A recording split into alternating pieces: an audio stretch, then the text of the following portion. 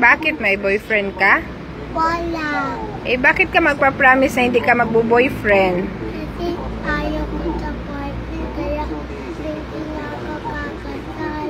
Hindi ka na ikakasal? Bakit? Kasi ayaw ko ako kakasal eh. Ayaw mo ikaw ikakasal? Oo, friend lang ko yung babae. Friend ka lang ng babae?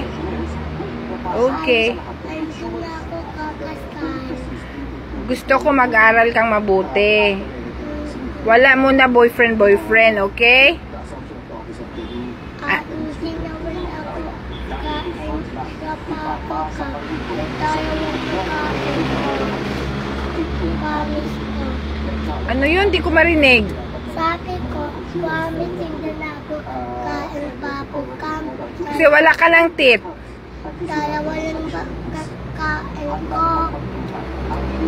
Okay.